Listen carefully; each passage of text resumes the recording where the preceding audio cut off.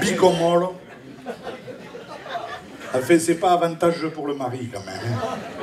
Je sais pas comment vous le traduire, débrouillez-vous. Hein.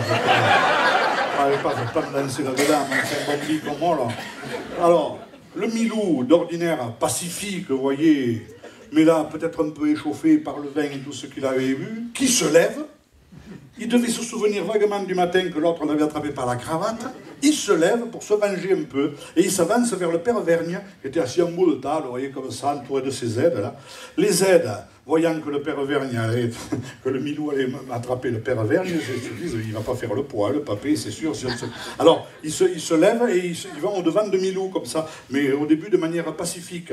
Le Milou, lui, il les écarte, vous savez, brutalement, comme ça, et il passe. Et au moment où il passe, il y en a un qui lui fait un croche-pied. Et le Milou, il s'étale sur la table. Milou, 90, 95 kilos. Et il s'étale sur le bout de la table, sur tréteau la table. En porte-à-faux, en bout. Paf, il tombe dessous, ou à l'autre bout, vlau, elle se lève. Elle me cogne le menton de mademoiselle Lafont, la bonne du curé, qui était invitée là. Paf, sous le menton. Ça lui claque la langue. Ça la lui coupe. Ça se met à saigner, là, vous voyez. Elle se met à hurler.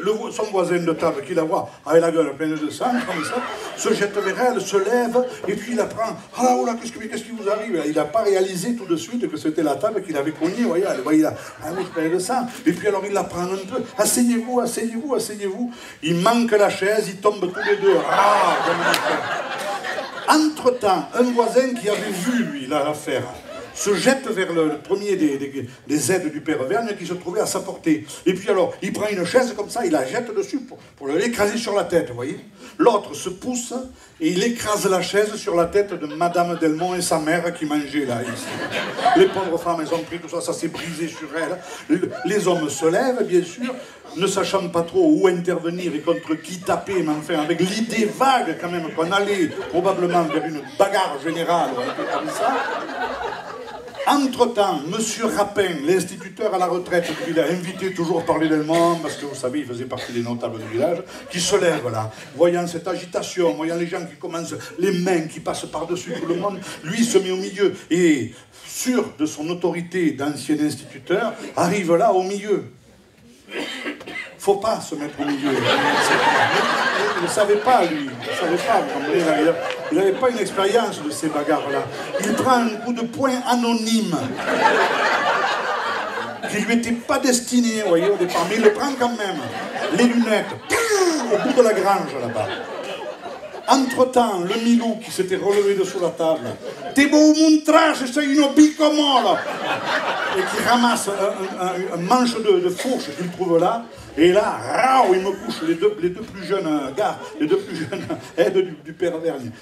Ah, et alors là, les femmes s'enfuient en emmenant les petits, tout le monde, le curé s'en va aussi, il était invité, le curé, tout le monde s'en va, le curé s'en va en courant. Monsieur Delmont, que personne n'avait remarqué, s'en va lui aussi.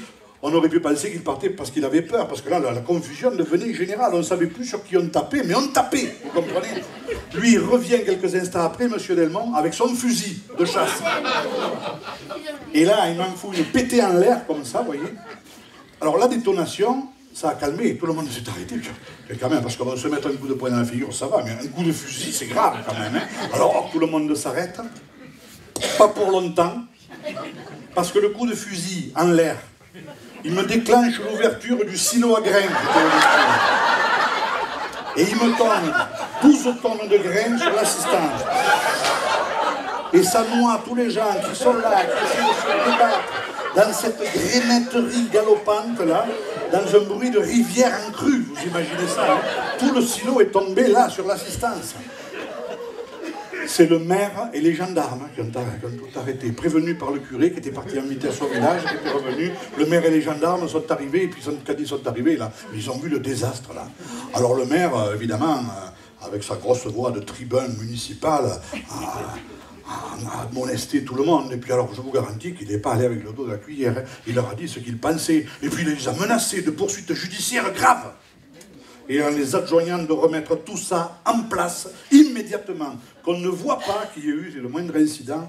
Alors tout le monde s'y met. Et puis il a prié les gendarmes de rester là et de veiller au grain.